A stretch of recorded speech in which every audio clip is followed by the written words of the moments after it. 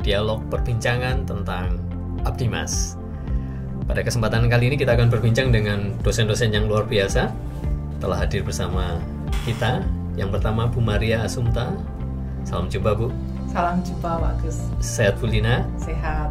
Ya, Bu Maria Asumta atau dikenal Bu Lina ini adalah dari Prodi Akuntansi ya Bu ya? Betul. Oke, luar biasa Bu, terima kasih. Yang kedua, selamat datang juga Pak Michael Rikisondak. Selamat jumpa Pak Gus.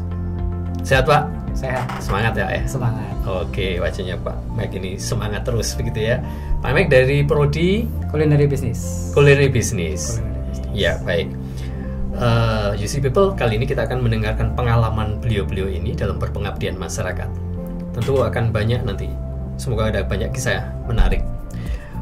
Pertama kami ingin bertanya ke Bu Lina. Bu Lina, selama ini saya lihat Ibu cukup banyak ya melakukan kegiatan pengabdian masyarakat. Bisa di-sharingkan Bu? Katakanlah 3 saja dari sekian banyak itu. Oke, yang bersama Plastic Bank itu bersama sekolah-sekolah dasar yang ada di Lakar Santri, di Kecamatan Lakar Santri. Kemudian bersama UMKM Shopcare itu dilakukan bersama teman-teman disabilitas di seluruh Indonesia bagian barat. Kemudian bersama dengan HWDI, yaitu teman-teman disabilitas di Jawa Timur. HWDI, kemudian Plastic Bank. Iya. Ini apa ini? Kayak NGO atau apa? Iya, seperti NGO Pak. Iya, Plastic Bank kan ada sebenarnya di seluruh dunia, tapi ini kami bekerja sama dengan yang di Indonesia. Keren. Ya. Kalau Pak Mike, ini banyak juga ya? Banyak Pak. 3 aja deh Pak, boleh di-sharing kita. 3 yang terakhir semuanya tentang pangan ya Pak ya. Jadi yang pertama itu tentang kerupuk di Gresik, di Sidoarjo. Kemudian yang kedua nyambung ke desa sebelahnya, masih sama, itu tentang kerang di Gisik Cemandi Sidoarjo. Kemudian yang ketiga itu di Tengger tentang aron, bahan baku lokalnya mereka untuk biasa sesajen dan segala macam. Oke. Wah, menarik itu. Pak, Bu Lina dan Pak Mike tadi udah cerita tentang Abdimas yang cukup beragam gitu ya. Pak, ke Pak Mike dulu. Pak, itu pengabdian masyarakat yang seperti itu tadi kan basisnya pangan. Berarti itu berbasis pada ekspertisnya Bapak atau mungkin risetnya Bapak atau memang Bapak melihat ada persoalan yang di masyarakat, Pak? Kebetulan semua ya Pak. Secara otomatis semua gitu. Jadi pertama karena expert. Tapi sebelum ke expert sebetulnya biasanya kita kembali ke, saya paling suka kalau Mama lihat dari lapangan dulu Pak. Jadi kalau misalnya ada cerita mungkin dari LPPM ada melemparkan ide, coba ke lapangan, kemudian kita melihat, wah ini seru ini, kemudian kita cocokkan, oke, bisa nih jalan, kayak gitu sih Pak. Itu kalau di saya, kalau di sini. Yang berkesan apa Pak dari pola pendekatan melihat masalah dari mitra? Apa yang kemudian membuat Pak Mike, wah ini kayaknya oke deh, ini saya ambil, kayak gitu Pak? Antusias mereka ya Pak, antusias mereka. Kemudian kalau yang terakhir itu yang di Gisik itu bahkan mereka dilirik oleh salah satu bank. Kemudian mereka dapat pendanaan dan puji Tuhannya adalah mereka membawa nama UC karena istilahnya imbas dari kita, mereka dapat itu. Oh keren ya. Keren Pak. Luar biasa. Kalau Bu Lina ini kan ekspertisnya kalau nggak salah di bidang akuntansi begitu ya. Iya. Itu tadi kalau yang menarik selama ini apa Bu yang berkesan dari pengabdian masyarakat yang Ibu lakukan? Ya pertama karena masyarakat ini kan sebenarnya harus dekat dengan kita harus dekat dengan masyarakat. Nah, permasalahan apa di masyarakat, kita sebagai orang-orang yang di dunia pendidikan harus peduli dengan mereka gitu Pak. Jadi jangan hanya orang-orang di dunia pendidikan yang pintar, tetapi juga orang-orang yang tidak di dunia pendidikan harusnya juga sama, mempunyai pengetahuan yang sama, mempunyai pengalaman yang sama, bisa sejahtera juga gitu Pak. Jadi awalnya pengen mensejahterakan bersama gitu Pak. Nah ini yang seringkali kalau dilihat dari pengalaman Pak Mike dan Bu Lina ini kan kayaknya kok enjoy banget ya. Padahal pertanyaan saya, memang memang apakah selalu enjoy ya pengabdian masyarakat atau memang ada sulitnya? Pak Mike dulu Pak, ada sulitnya nggak Pak pengabdian masyarakat? Pasti ada ya Pak, jadi setiap kegiatan itu pasti ada sulit dan ada senangnya. Kalau ditanya sulitnya, biasanya kalau Mama itu birokrasi. Birokrasi. Pasti ada birokrasi, tapi tertutup semua dengan seperti tadi Bu Lina sampaikan, ketika kita bisa menemukan problem di masyarakat, kita bisa turun ke masyarakat, kita bisa bantu mereka, kita bisa educate mereka, itu senangnya luar biasa. Puas ya Pak ya hasilnya ya. Puas gitu ya. Memuaskan. Nah, Bu Lina juga ngalamin hal yang sama? Iya, sama Pak. Jadi pada saat kesulitannya ya ada birokrasi yang agak sulit, apalagi kalau kita harus ketemu dengan ya departemen-departemen tertentu ya Pak untuk meminta izin. Dinas itu ya. Dinas. Padahal masyarakatnya jelas-jelas membutuhkan dan bersedia bekerja sama dan mereka eager untuk bekerja sama ya. Tapi kadang kita, waduh kok begini susahnya. Nah, padahal masyarakat semangat, kita semangat gitu Pak. Nah, terus gimana itu solusinya Bu? Biasanya kalau ketemu masalah kayak gitu? Nah, kalau ketemu masalah gitu ya kita ada pendekatan khusus. Jadi ya kita dekati baik-baik, tujuannya seperti ini Pak. Nah, tentu masyarakatnya juga diminta untuk menyampaikan juga ke dinasnya bahwa mereka juga membutuhkan pengetahuan itu, kemampuan baru, wawasan baru. Nah, dinas juga pasti akan memberikan izin. Jadi memang tidak mendikte ya, tetapi mengajak teman-teman mitra masyarakat itu juga, kalau ini penting, memang dianggap penting, ya mari bekerja sama, begitu ya. Iya, betul. Pak Mike sama Bu Lina itu ya, kalau pengabdian masyarakat itu saya lihat Bapak Ibu juga melibatkan mahasiswa ya. Iya, pasti Pak. Mahasiswa itu kadang-kadang suka nanya kan, ini untungnya apa ikut pengabdian masyarakat dosen itu? Gimana Ibu biasanya mempersuasi atau mengajak mahasiswa ini? Kalau dari kami di Prodi Accounting, dari pertama OWIC kan ada pengenalan jurusan, pengenalan program studi. Nah, di situ kami sampaikan kegiatan apa saja yang di dalam program studi ini. Nah, jadi kegiatan dosen itu juga pasti akan mengajak mahasiswa, baik penelitian, pengabdian masyarakat, itu mengajak mahasiswa. Keuntungannya apa? Keuntungannya mahasiswa ini bisa mengenal masyarakat, bisa menerapkan keilmuannya. Jadi nanti pada saat mereka lulus itu sudah paling tidak mengetahui, oh saya pernah berpengalaman bekerja di sini, oh saya pernah melayani, bahwa semangat melayani ke masyarakat ini yang juga penting untuk digaungkan ke mahasiswa gitu. Pak Mike sama ya kayak gitu, gampang nggak cari mahasiswa diajak pengabdian? Kalau mau dibilang gampang, sebetulnya nggak terlalu gampang ya Pak. Jadi mungkin hampir sama dengan Bu Lina. Jadi kalau mereka kadang-kadang pasti mengejarnya KP. Cuman apa itu Pak KP? Credit point. Oh, credit point. Syarat untuk mereka lulus. Cuman biasanya pendekatan saya atau kami itu biasanya adalah coba jangan dilihat KP-nya. Coba dilihat seperti tadi Bu Lina bilang, bagaimana kamu bisa berbagi, bagaimana saya nggak langsung kamu ini ketemu masyarakat, kemudian praktekkan langsung yang kamu sudah pelajari. Seperti kata itu kuncinya praktekkan itu langsung, ya. Oke. Nah, selama ini kalau mahasiswa yang sudah terlibat, itu tadi kan yang ngajak ya. Tetapi pengalaman mahasiswa yang diajak itu terus biasanya seperti apa, Pak Mike? Sejauh ini mereka enjoy ya Pak. Bahkan begitu setelah selesai gitu, kayak kemarin ada yang tanya, Pak ada lagi nggak? Loh, kamu mau Pak? Ada temanmu lagi nggak? Nah, saya bilang kadang-kadang tularkan. Jadi jangan cuma 1-2 orang, tapi kalau bisa ajak beberapa. Nah, dari situ mereka tertular, mereka dengar, oh kayaknya enak nih, enjoy. Benar ya Bu ya? Iya, benar, sama.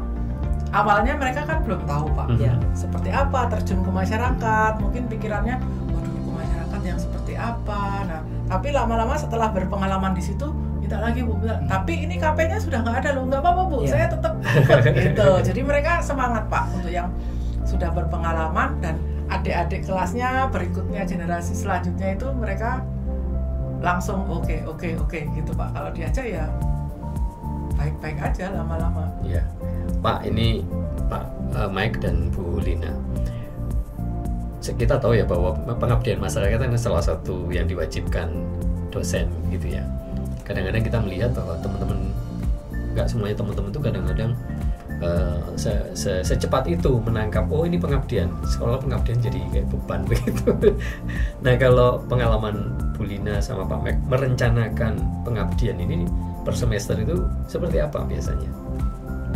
Kalau merencanakan, oh ini kayaknya aku mau pengabdian ini, mau lihat mitra yang sudah dilakukan atau yang pernah didampingi, atau kemudian mencari hal yang baru. Biasanya pengalaman Ibu gimana? Ya, kalau saya lebih cenderung bekerja sama dengan LPPM dulu. Jadi karena LPPM punya banyak desa yang bekerja sama ya Pak ya. Komunitas juga ya. Komunitas gitu. Jadi kami sampaikan ke LPPM apakah kami bisa membantu kegiatan-kegiatan di komunitas, karena tentu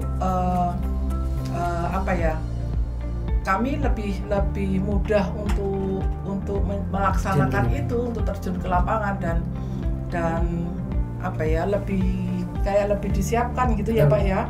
Kayak lebih disiapkan. Kayak sudah dibukakan pintu ya. Ya, kayak sudah dibukakan pintu gitu.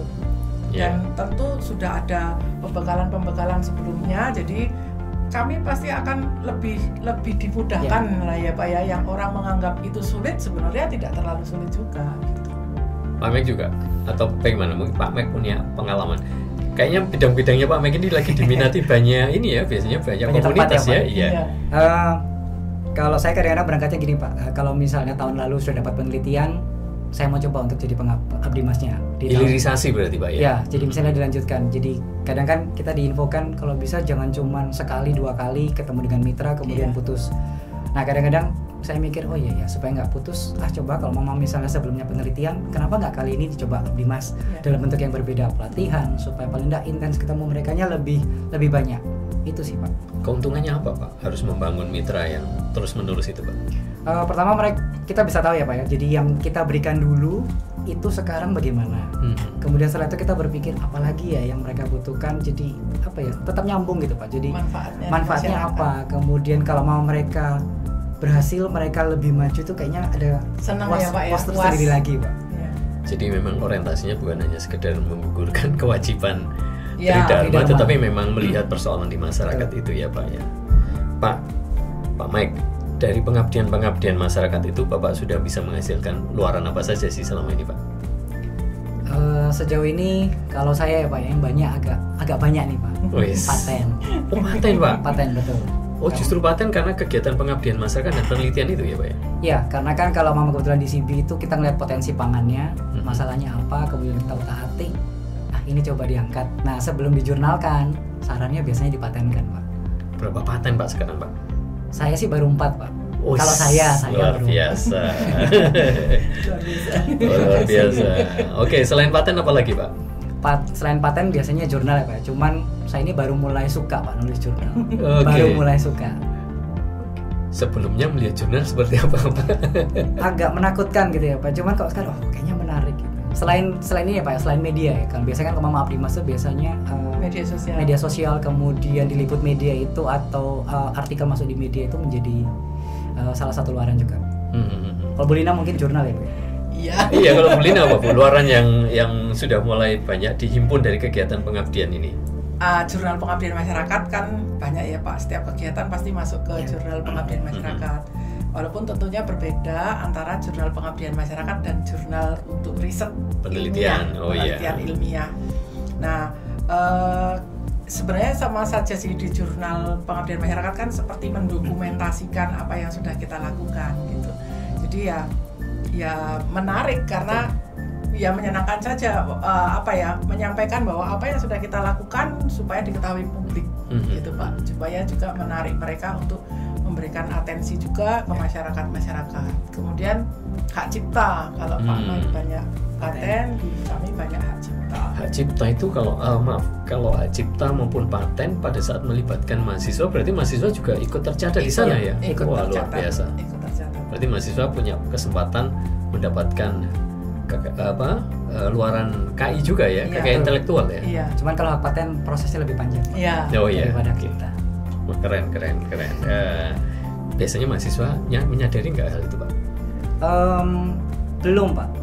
Jadi kayak kemarin yang program terakhir yang tadi saya ceritakan di GSIK itu, mahasiswanya sudah mau lulus Oktober besok ini, patennya baru keluar Pak. Saya bilang nggak apa-apa lah, paling nggak kamu sudah punya paten seperti itu. Karena kan prosesnya cukup lama, setahun 2 tahun kalau paten. Dan itu akan menambah portofolionya mahasiswa yang luar biasa ya. Portofolionya mahasiswa, prodi, tentunya itu sih. Oke. Ini menarik ini. Jadi kegiatan masyarakat yang dilakukan oleh para dosen, khususnya Pak Mike sama Bu Lina itu ternyata memberi imbas ya, luaran tadi ke dosen, ke mahasiswa, ke prodi. Iya. Termasuk untuk akreditasi itu ya. Betul. Woi, luar biasa. Berarti ini dosen-dosen ini kegiatan pengabdian masyarakatnya ikut menentukan prestasi prodi begitu ya. Oke. Pak, Nah ini bicara tentang prodi.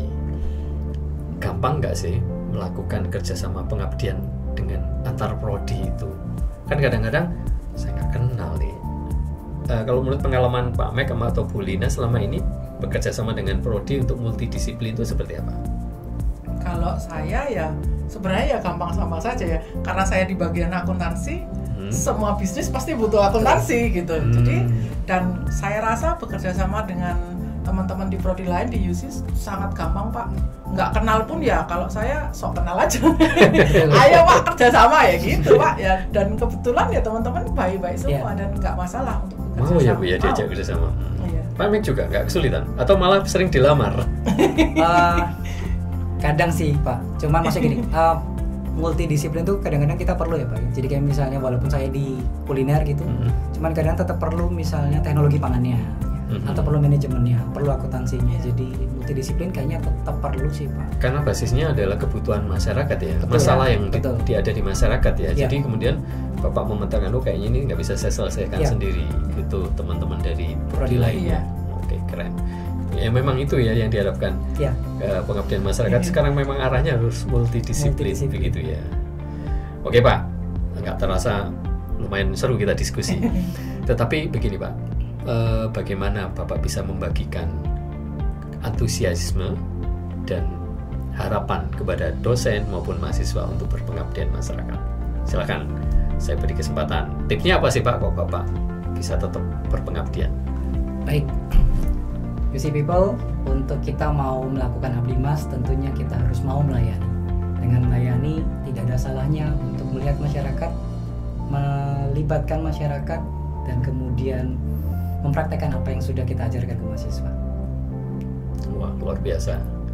Kalau Bu Lina, boleh dong dibagi tipsnya ke UC People? UC People, mari kita melayani masyarakat dengan hati.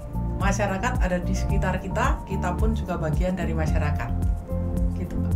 Wah, berarti tipsnya teman-teman UC People, ternyata ide pengabdian masyarakat itu banyak. Kalau menurut beliau berdua ya, selama kita dekat dengan masyarakat, kita sadar kita punya kemampuan apa, melihat persoalan itu, di mana persoalan itu adalah peluang sebetulnya untuk kita bisa selesaikan. Terima kasih Pak Mike, terima kasih Bu Lina untuk sharingnya. Semoga ini bisa menginspirasi teman-teman dosen yang lain. Dan yang penting, Bapak Ibu tetap semangat, bahkan mengajak mahasiswa untuk menjadi berkat bagi ke mereka semua melalui kegiatan pengabdian masyarakat. Oke UC People, itu tadi diskusi kita dan perbincangan kita seputar pengabdian masyarakat yang ternyata banyak sekali ya. Di tengah-tengah kesibukan beliau-beliau ini, beliau masih tetap melakukan kegiatan yang bermanfaat bagi masyarakat dan sekaligus menguji ilmu yang mereka punya. Demikian, salam entrepreneur, sampai ketemu lagi. Salam entrepreneur.